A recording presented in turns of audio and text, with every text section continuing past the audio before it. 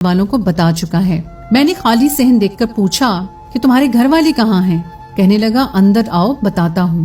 میں اس کی ہمراہی میں ہی اندر کمرے تک گئی۔ کمرے میں 2 مرد اور موجود تھے۔ مجھے دیکھ کر کمینگی سی ہنسی ہنسنے لگے۔ ان میں سے ایک نے کہا مال تو اچھا ہے، اس کی قیمت میں تمہیں 3 لاکھ دوں گا۔ یہ سن کر تو میرے ہوش اڑ گئے۔ اظہر میری سودے بازی کر رہا تھا۔ میں تو چکر کھا کر رہ گئی۔ اس سے پہلے کہ وہ مجھے کمرے کے اندر دھکیل کر کمرہ بند کرتا، میں نے بر وقت اپنا دماغ چلایا اور اظہر کو دھکا دے کر بھاگ کر مین گیٹ سے باہر نکل گئی۔ وہ تینوں میرا پیچھا کرنے لگے۔ غلام محمد ابھی اتنی دور نہیں گیا تھا۔ اسے دیکھ کر میں اسے پکارنے لگی۔ اس نے پلٹ کر مجھے دیکھا۔ میں بھاگتے ہوئے اس کے پاس پہنچی تھی۔ میرے پیچھے اس وقت 3 مرد بھاگ رہے تھے۔ رات کا اندھیرا چھا گیا تھا۔ وہ جگہ بھی سنسان تھی جہاں اظہر نے ہمیں بلایا تھا۔ میں ڈری سہمی غلام محمد کے پیچھے جا چھپی۔ وہ تینوں مرد ہم تک پہنچ گئے تھے۔ غلام محمد سے کہنے لگے اس لڑکی کو ہمارے حوالے کر دو ورنہ تمہیں جان سے مار دیں گے۔ اس نے جواب دینے کے بجائے انہیں مارنا شروع کر دیا۔ بدلے میں وہ لوگ بھی غلام محمد کو مارنے لگے۔ ایک شور سا مچ گیا۔ کچھ دیر میں لوگوں کا ہجوم سا لگ گیا۔ خدا کی کرنی یہ ہوئی کہ وہاں سے پولیس موبائل گزر رہی تھی۔ پولیس کو دیکھ کر وہ لوگ بھاگنے کی کوشش کرنے لگے لیکن پکڑے جا چکے تھے۔ پولیس کب سے ان کی تلاش میں تھی۔ وہ لوگ لڑکیوں کو اپنی محبت کے جال میں پھنسا کر آگے بیچ دیتے تھے۔ اللہ نے مجھے بچا لیا تھا۔ غلام محمد کے ہونٹوں کے پاس زخم ہو چکا تھا۔ پہلی بار مجھے اس کے زخم کو دیکھ کر دکھ ہوا تھا۔ وہ مجھے خاموشی سے بس اسٹاپ تک لے گیا۔ میں اس کے سامنے نظریں اٹھانے کے قابل نہیں رہی تھی۔ وہ ان پڑھ ہو کر بھی باظرف نکلا تھا۔ مجھے اپنا آپ اس کے سامنے چھوٹا سا لگنے لگا۔ وہ مجھ سے پوچھنے لگا کہ زارا کہاں جانا چاہتی ہو؟ اپنے والدین کے پاس؟ میں نے کہا مجھے آپ کے ساتھ جانا ہے۔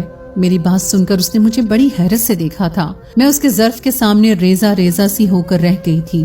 میرے ماں باپ نے میرے لیے ہیرا چنا تھا، بس میں ہی اپنی کم عقلی سے کانچ کی چمک دیکھ کر اپنے ہاتھ زخمی کرنے چلی تھی، لیکن بر وقت بچ گئی۔ غلام محمد نے مجھ سے دوسرا کوئی سوال نہیں پوچھا اور مجھے گاؤں لے گیا۔ میں نے غلام محمد کا زخم دیکھ کر فکر مندی سے پوچھا کہ غلام محمد تمہیں ہوا کیا ہے؟ وہ کہنے لگا بس سے اترتے ہوئے گر گیا تھا اس لیے چوٹ لگ گئی۔ میں اپنے اندر بہت شرمندہ سی ہو کر رہ گئی تھی۔ میں نے اپنے شوہر کا بظاہر دیکھ کر اسے کیا کچھ نہیں سنایا تھا، لیکن اس نے میرے ساتھ اب تک بھلائی ہی کی تھی۔ 2 دن تو میں اسے نظر نہیں ملا پائی، اپنے اندر خود کو لعنت ملامت کرتی رہی۔ وہ اب بھی آدھی روٹی کھا کر میرے پاس سے اٹھنے لگا تو میں نے اسے روک لیا۔ میں نے کہا آپ کھانا ٹھیک سے کیوں نہیں کھاتے؟ روز آدھی روٹی کھا کر اٹھ جاتے ہو۔ میری بات پر غلام محمد نے مجھے حیرت سے دیکھا تھا، پھر اٹھ کر نہیں گیا، چپ چاپ کھانا کھانے لگا۔ اب میں خیال رکھنے لگی تھی، اندر سے تو میں ٹوٹ چکی تھی، اس لیے اپنے شوہر کے سامنے جھک کر اپنی غلطی کا اعتراف کرنا مجھے مشکل لگ رہا تھا۔ میں چاہتی تھی کہ وہ مجھے خود سے معاف کر دے، لیکن وہ چپ تھا۔ رات کو دیر کمرے میں آتا اور زمین پر چادر بچھا کر لیٹ جاتا۔ ایک دن میں نے اپنی ساری ہمت مجتمع کر کے اس کے سامنے بیٹھ گئی۔ میں نے کہا غلام محمد مجھے معاف کر دیں، میں نے آپ کو سمجھنے میں غلطی کر دی۔ ہیرا چھوڑ کر میں کانچ کا سودا کرنے چلی تھی۔ میں روتے ہوئے اپنی غلطی کا اعتراف کر رہی تھی، لیکن وہ اب بھی خاموش تھا، کچھ نہیں بولا، نہ ہی مجھے چپ کروایا۔ اپنا تکیہ اٹھا کر زمین پر سونے لگا۔ میں نے کہا آپ کی جگہ یہاں نہیں ہے، آپ اوپر سو جائیں۔ میں جانتی ہوں کہ میری غلطی چھوٹی نہیں ہے، بہت بڑی ہے۔ میں نے آپ کا بہت دل دکھایا ہے، لیکن آپ نے ابھی تک اپنا اعلیٰ ظرف ہی مجھے دکھایا ہے۔ ہو سکے تو مجھے معاف کر دینا۔ مجھے لگا اب وہ ضرور میری کوتاہی کو معاف کر کے مجھے سینے سے لگا لے گا، لیکن وہ نہ جانے کیوں مجھے ٹکٹکی باندھے دیکھ رہا تھا۔ اس کی چپ مجھ سے سہی نہیں جا رہی تھی۔ میں نے کہا غلام محمد کچھ تو کہیں، آپ چپ کیوں ہیں؟ مجھے ڈانٹ لیں، اپنا غصہ مجھ پر نکال لیں، مجھے معاف کر دیں۔ میں اس کی منت سماجت پر اتر آئی تھی، لیکن اس کی چپ ہنوز تھی، وہ نہیں ٹوٹی۔ ہماری شادی کو 6 ماہ بیت گئے تھے۔ شادی کے بعد جو چپ کا قفل غلام محمد نے اپنے ہونٹوں پر لگایا، وہ میری منت سماجت اور رونا دھونا بھی نہ کھول سکا۔ وہ مجھے خالی آنکھوں سے دیکھ رہا تھا، چپ چاپ لیٹ گیا۔ صبح چند کاغذات میرے ہاتھ میں تھما دیے۔ مجھ پر تو گویا آسمان گر پڑا تھا۔ میں تڑپ تڑپ کر رونے لگی، کہنے لگی غلام محمد مجھے طلاق مت دو۔ میں اس کے سامنے رونے بلکنے لگی، کہنے لگا تم پڑھی لکھی ہو، اسے پڑھ کر سائن کر دینا۔ یہ کہہ کر کمرے سے باہر نکل گیا۔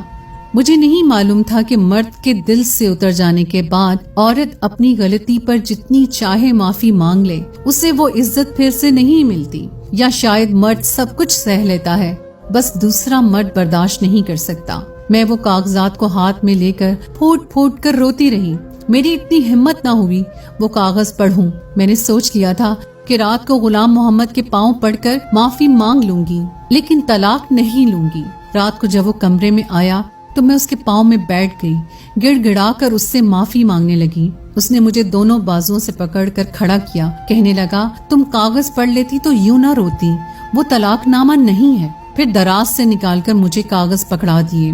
मैंने आंसू पोंछकर जब कागज देखे तो वो जमीन के कागजात थे जहां वो हल चलाता था।